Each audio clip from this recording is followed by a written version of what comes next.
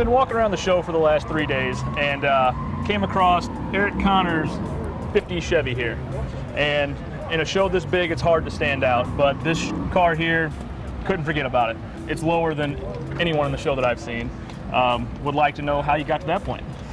Well, that's the first thing I do when I do a build is do the suspension and stance and wheel and tire package, how I want it to sit. So on these vehicles, I see every time they lower them, they can't get them all the way down to the lay rocker or lay the pinch. Yeah. So what I did was I found out that the frame from mid-door back is lower than the whole body. Yeah. So I got to figure a way to get either channel the body or do something with the frame to get it to lay all the way down. So what I did was I came with an idea to cut the frame from mid-door back at the same line as the body, and then fully box it, re-weld it back there and plate it, and then back half the car with 4-link and all that type of stuff.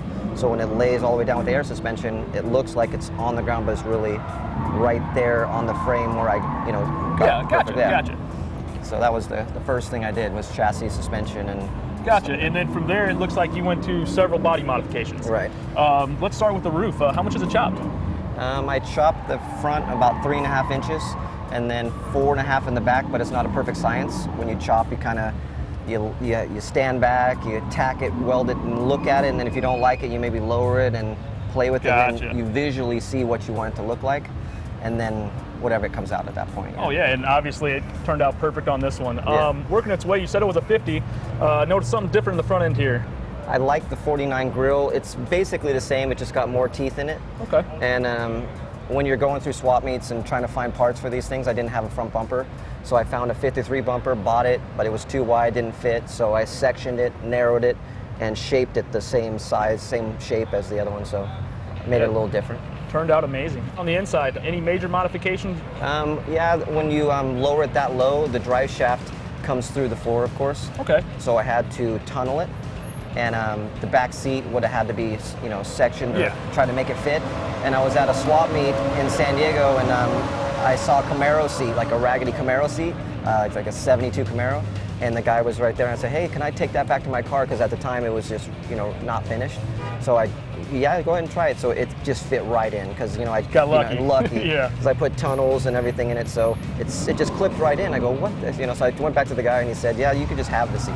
Oh, so he awesome. gave me the seat, and I reupholstered it, and it fit perfect. Oh yeah, it looks phenomenal in there. Let's talk a little bit about the paint scheme on the roof. What made you decide to go with almost like a classic lowrider design?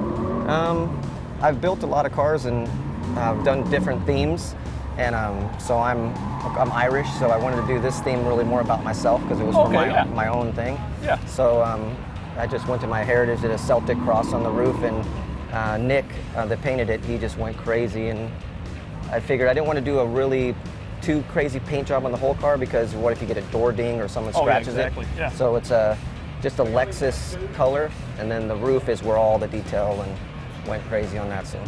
Yeah, it turned out fantastic. What's underneath the hood of it? I put a 5.7 liter out of a 95 Silverado.